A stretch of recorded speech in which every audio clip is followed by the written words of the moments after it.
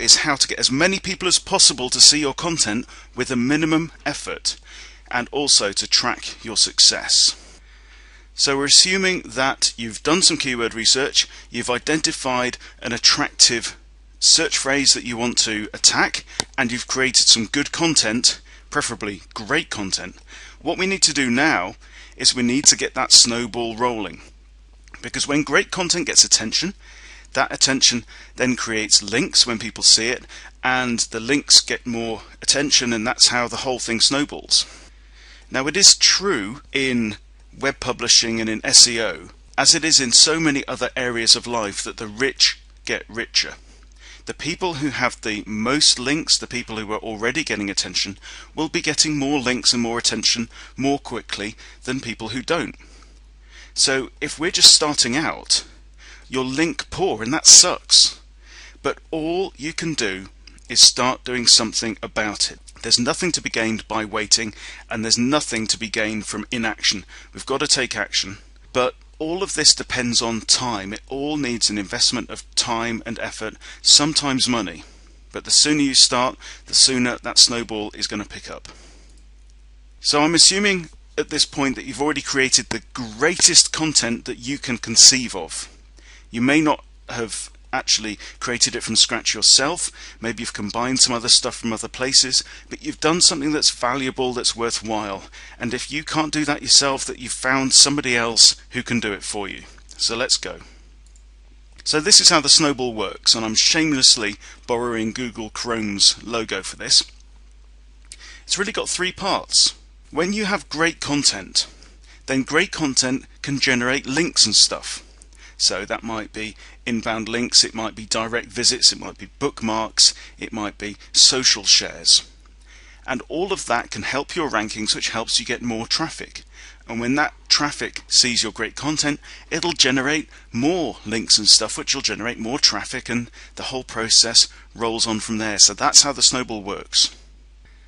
So when it comes to getting your snowball going, we've got a whole range of options, and I'm going to cover as much as I can in this video, but there really is no end to the choices of what you can do to promote your content, and really it's only limited by your own creative thinking. So social media obviously plays a big part, and it's going to play an increasingly important role over time. Link building is still perfectly valid, and we're going to talk about that. Overall, with link building, the thing I want to say is that it's really not worthwhile trying to create lots of low-value links yourself.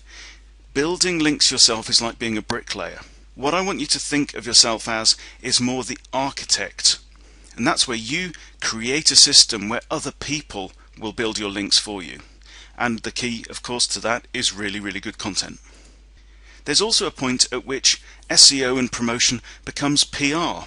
It's a case of getting your message out there. It's a case of building your brand, getting attention by hook or by crook, by any means necessary. And again, you can be as creative as you like. Don't ignore email. Email is a fantastic channel, and I'm going to talk about that as well. And anything else that you can think of. It all matters. So let's talk about social promotion.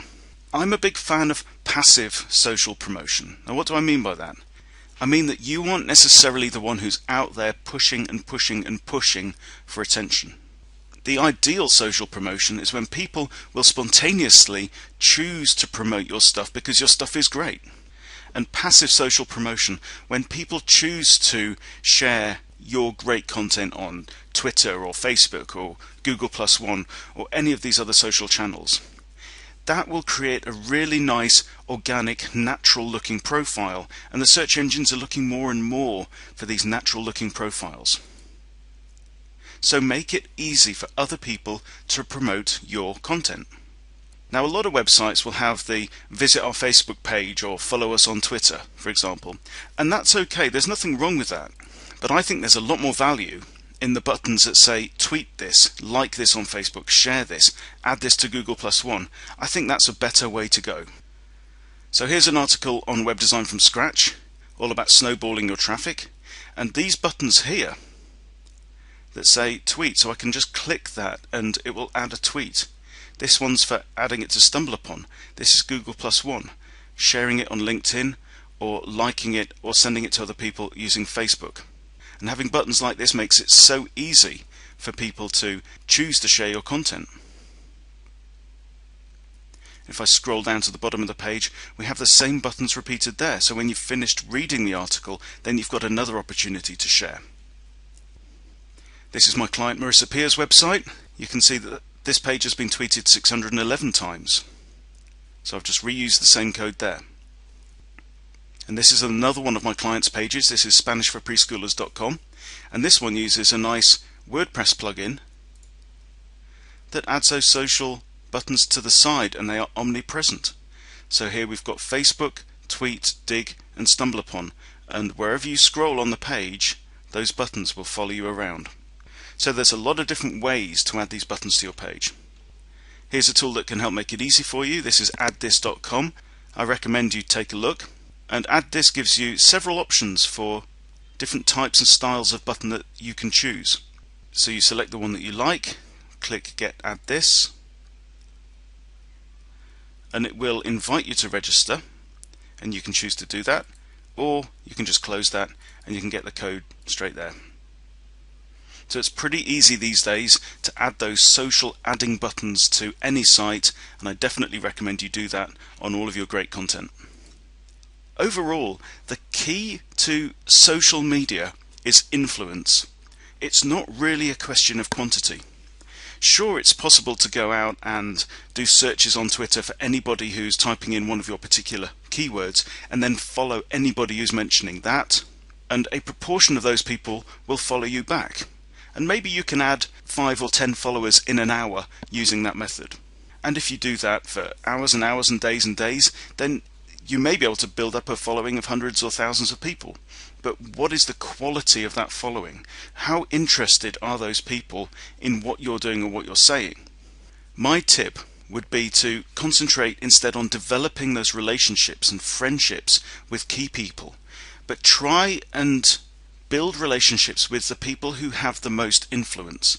If you can get followed by people who are liked and followed by lots of other people, then your message will be able to be spread further than by working really hard and trying to get lots of low-grade followers yourself. Concentrate on the relationships. Set out to build relationships and reputation. And that means having integrity. And you can't spoof that. There's no shortcuts to integrity. Your social media campaign should really start with choosing your identity, choosing who you are, who you're going to be to the world. And integrity is about maintaining that brand, being that identity in everything that you do. So all the tweets that you make, the things that you choose to share or retweet, all the content that you write, it should all be focused with the same values and the same purpose. And it's okay to have a Twitter ID for you or a Facebook page for you personally, where you chat with your family and friends and you share pictures of your dog. There's nothing wrong with that. But if you want to use social media in the professional sphere as well, I would definitely recommend that you have a separate Facebook page, a separate Twitter ID. I'd also recommend that you be more like this guy, and I mean this seriously. If you've seen the movie Godfather, the way that this mafia leader builds his influence is by doing favors for other people. And he does lots of favors for lots of other people. Now, I'm not recommending that you go out and get people shot or chop their heads off racehorses. That's not what I'm saying. What I'm saying is, when you're thinking about social influence, give first. Do favors for others, and then later on you will find that they will naturally want to repay those favors to you. And when you need something doing, you can ask, and the friends that you've built up will respond. And the same thing goes with linking as well. Don't be afraid to link out to other people that you respect, other people maybe within your industry. Linking to other people, promoting other people's stuff is all part of having that integrity within your field. If it's relevant, if it's good, if it's useful, don't be afraid to share it. And you can write about what other people say, and you can comment on what other people create online as well. that can actually be a really good way to get their attention and to build influence with other reputable people within your field. Academics do this all the time offline and probably online, and we should also be doing it as well in our online marketing. So now we're going to talk about link building, and one of the important things that you need to bear in mind is overall Google wants to see natural growth. It's actually fairly easy to spot the difference between a website that is being promoted unnaturally versus a website that grows in a natural fashion. Now, I recommend that you have a look at this article. It's on SEObook.com, Aaron Wall's site, that shows you the different kind of link growth profiles. So the most natural link growth profile is the green line, it's the geometric line. That's when something starts from not very much, builds and builds and builds, and that's the snowball effect that you can see right there. The growth in links is steady, but it also increases over time. A linear line could look very unnatural. If you have a website that gets exactly 50 links every month, then that would seem to us and to Google certainly that there's a campaign going on, that people are actually going out buying a certain number of links every month. So you certainly don't want that. The blue line represents the spiky model, where some content gets no links for 5 months and then suddenly gets a bunch of links. And then it gets no links for a bit more time, then it suddenly gets a bunch of links. And that also is going to look unnatural. If content is good enough to get a large number of links in a short period of time, there's nothing wrong with that. Things go viral, it happens all the time, but they don't get a bunch of links very quickly and then get none at all. Links that arrive in that way have been manufactured, not earned. So here's some tips for link building. As I said before, you don't want to be in the business of creating links one by one yourself, particularly if they're crappy links. Building crappy links is like rolling the snowball uphill. You have to do all the work. So what kind of links do you want to get? The best advice I can give is to go for links that will actually bring visitors, because that supports the snowball model. You want links that are actually going to bring people. Don't go for links just for the purposes of trying to get up in the search engine rankings, because you have to keep pushing, you have to keep rolling that way, and the moment that you stop, your traffic's going to stop, your growth is going to stop. When you go for links that are actually going to be seen and followed by people, that are going to bring visitors and bring eyeballs to your content, then your traffic will grow, and if your content's good enough, then the snowball will carry on, because it'll generate more attention and more links. And you'll be part of that rich getting richer crowd. So my tip is, look for the most appropriate, the most relevant, the most visible, and the most likely to be clicked links. So let's talk a little bit about outreach. It is worth going for links. It is worth trying to get free links, but you need to go for the links that have quality. And outreach means simply this: asking the right people for links.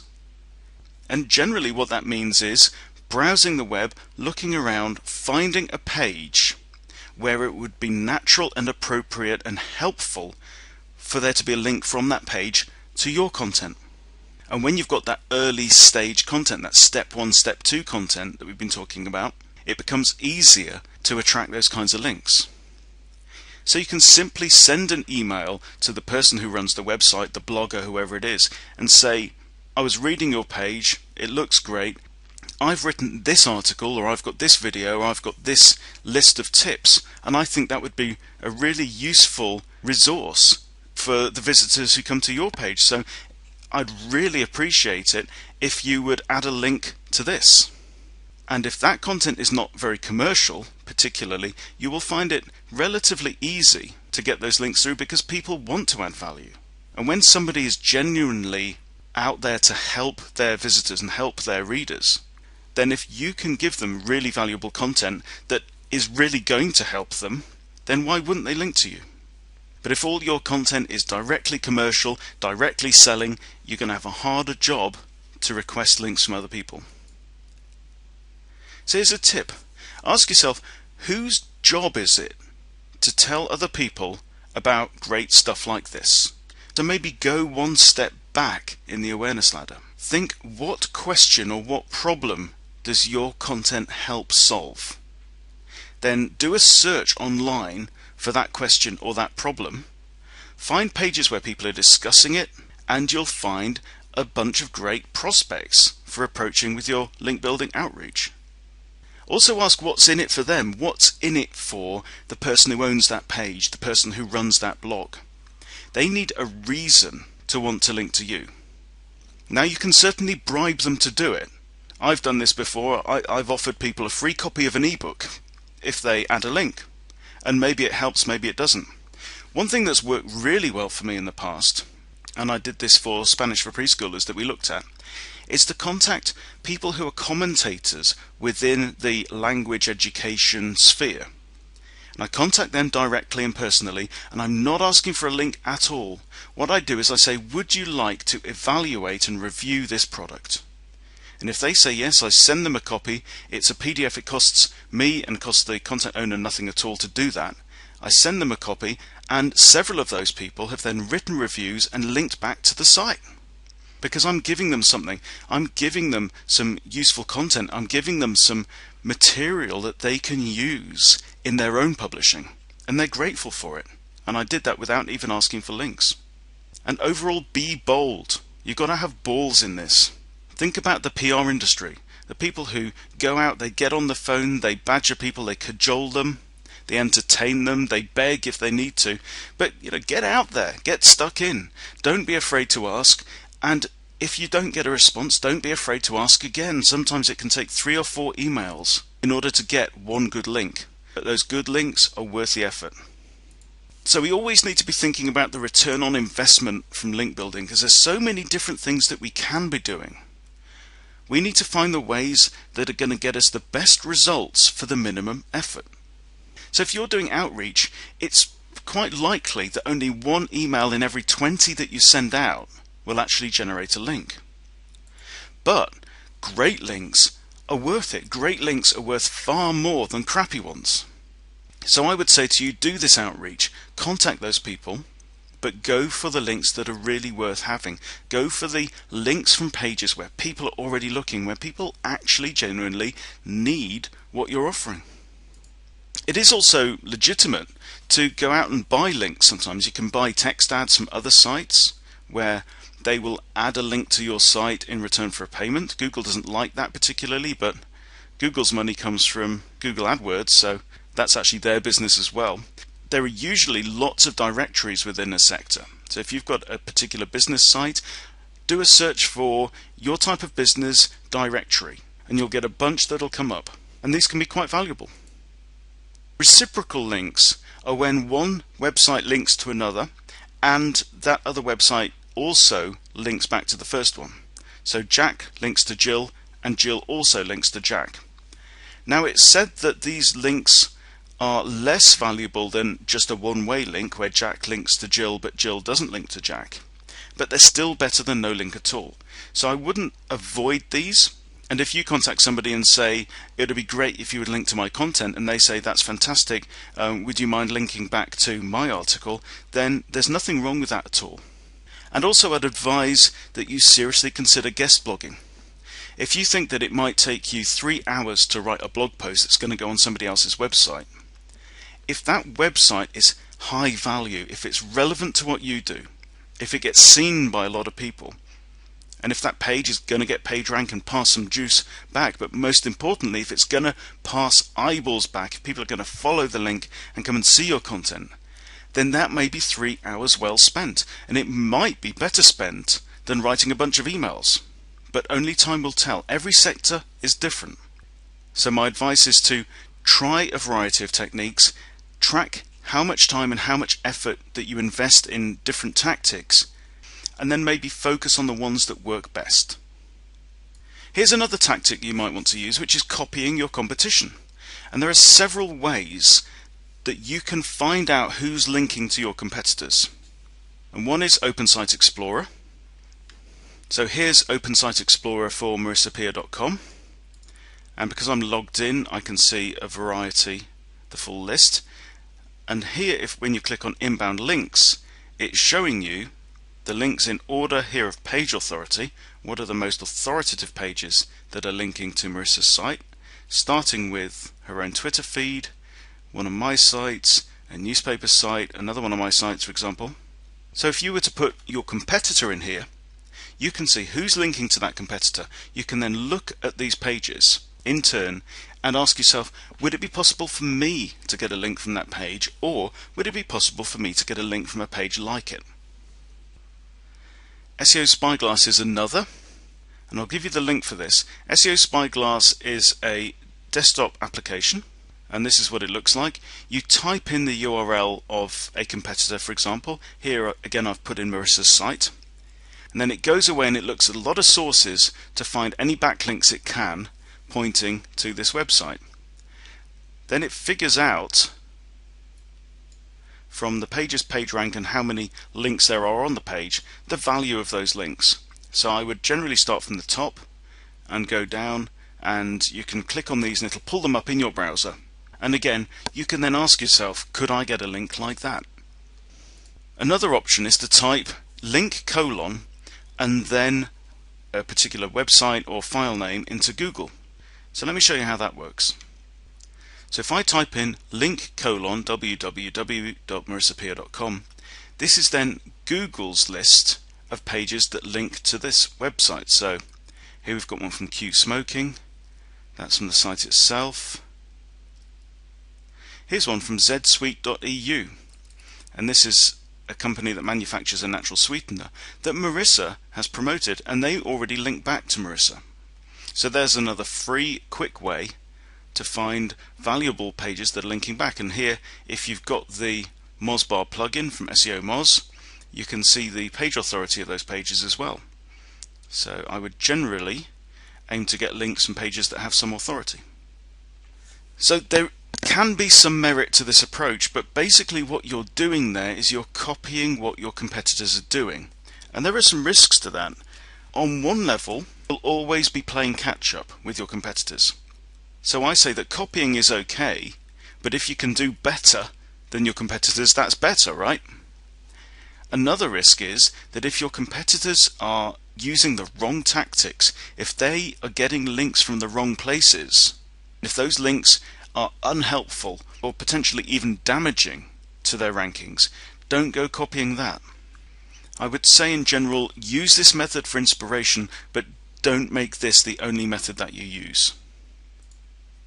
And also, don't forget to copy yourself.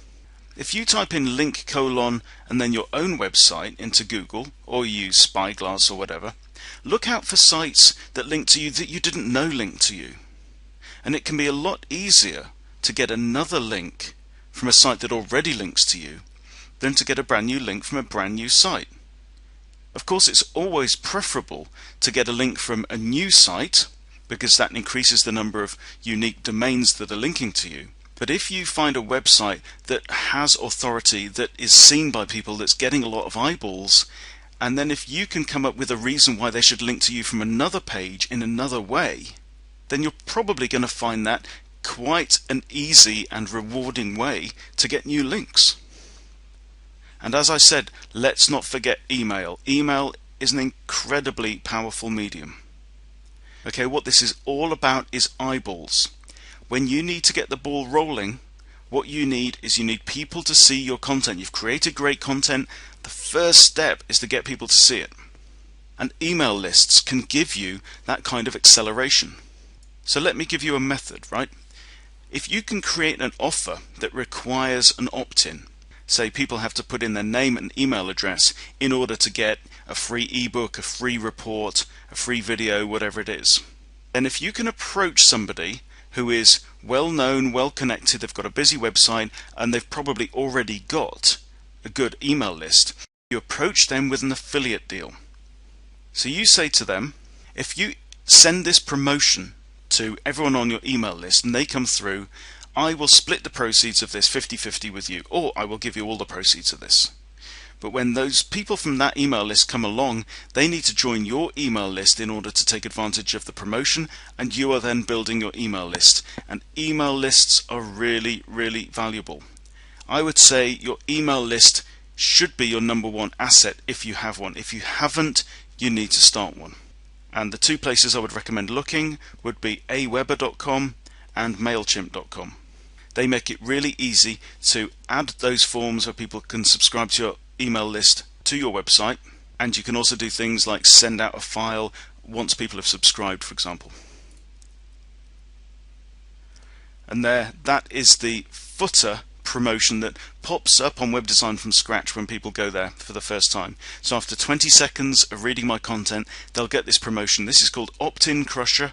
It's free. It's a plugin for WordPress. You can get it from optincrusher.com, and I definitely recommend that you should think about what can you give away in order to persuade people to join your email list.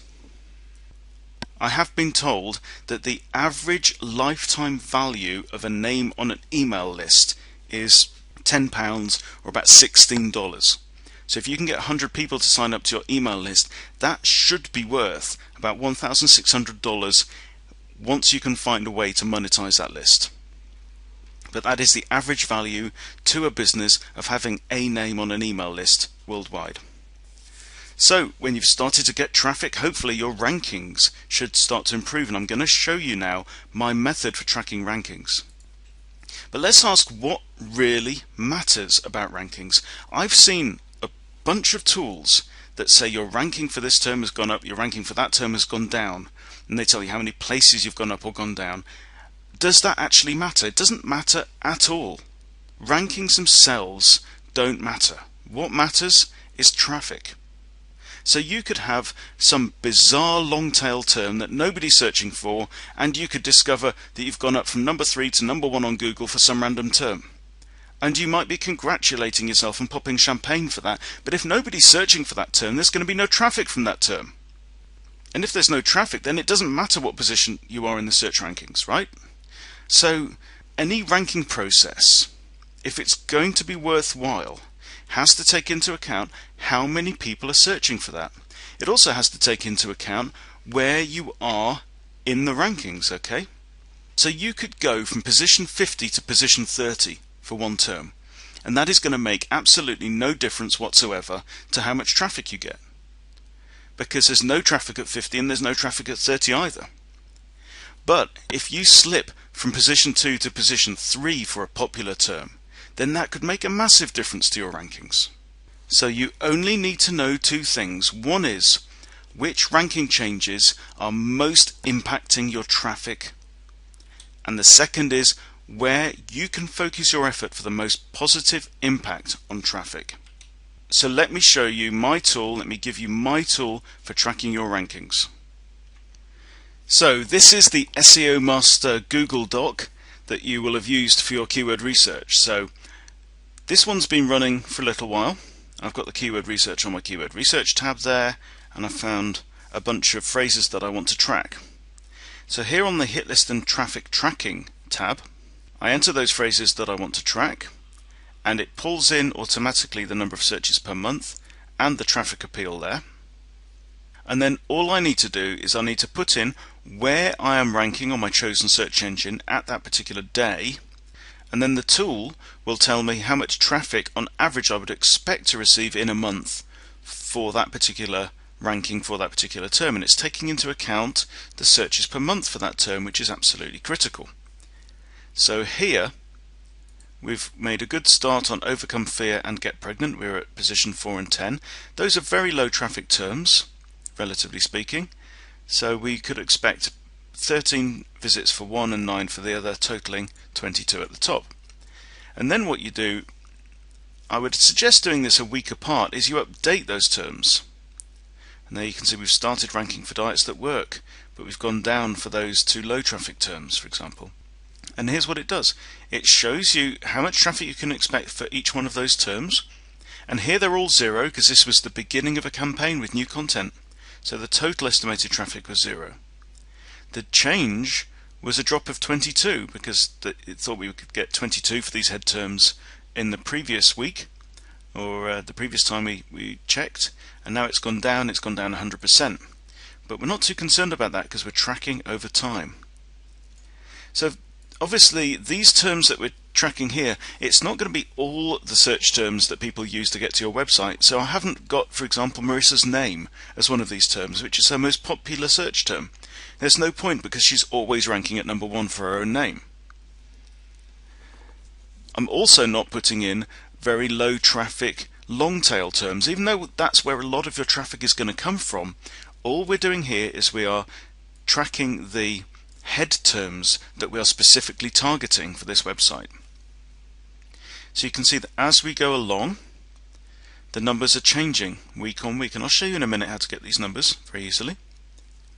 So here we've gone up from position 28 to 17 for diets that work, and that's starting to get us traffic, which should start to get us traffic. So we can expect 12 a month for that. That's an increase of 12 overall. Here we've gone up to position 11, which means 40, an increase of 28. Or, based on our previous total score, increase of 236%, and that is what is going to matter over time. That's what we're looking at. Because this is a high traffic term. This is a term that gets searched a lot. This is diets that work that get searched in the UK 3,600 times per month. Now, changes in ranking for a more popular term like that is going to make a much bigger difference than changes in ranking for something like overcome fear, with only 170 searches in the UK per month. And changes at the top of the ranking, changes in the top 10, will have a much greater effect than changes on page 2 or page 3 or 4, which will have no effect. So here you can see in this last weekly check that we did, we've got an increase of 7 because we've come from 22, which is on page 3, onto page 2 for this particular term. So what is this method going to be telling you? Well, it's going to tell you those two most important things. Which ranking changes most impact your traffic, and we want to pay attention to particularly anywhere that we slip down in a way that is going to impact our traffic considerably. And if that happens, then we know to focus our promotional attention on that phrase where we might have slipped down, where a competitor may have done a bit more work and we need to do a bit more work to catch up. And secondly, it can also show you where to focus your effort for the most positive impact on traffic. So if I go back here, just looking at this, I can see that coming up from 17 to 11 for that term has given us a real boost in traffic. And I know that the difference between position 11 and position 10 is significant. So I really need to be focusing my effort on these relatively high ranking terms that are the most busy ones as well. Because I've got these ordered roughly in terms of number of searches per month. I can change that pretty easily. So there we are, we've reorganized in terms of searches per month. So when I go along here, I know that to start ranking for these terms near the top is going to make a big difference. But right now my best opportunity is to get this number 11 a little bit higher. So I would definitely encourage you to use this tool. There is no other rank tracking tool on the market that's like it. Now let me show you where to get your rankings from. So this is the rank tracker tool. It comes from SEO Power Suite, the same place that we get SEO Spyglass, and I'll show you how it works. It's very quick. Now this, again, this is the free version. This is not the paid for version, so I can't save my progress. But if I put in my URL, marissapia.com, then I select which search engines I want. So I'm just going for Google UK, so I'm going to do select none there. I'm going to scroll down to UK and select google.co.uk, the web. Now it wants me to put in my keyword, so I just go back to my document, I select these, I copy, and I paste them into that box. And now it's going off to google.co.uk and it's checking all of my keywords one at a time, and it's going to tell me if I'm ranking in the top 100 for any of these. It can take a bit of time. The more keywords you've got, the longer obviously it's going to take, and the more search engines that you're checking, the longer it's going to take. And there we're done. I'll just click finish and I'll see what my rankings are. So what I would do now is just shorten this off here, stretch that down, and I'll drag the window across so I can see both documents at the same time.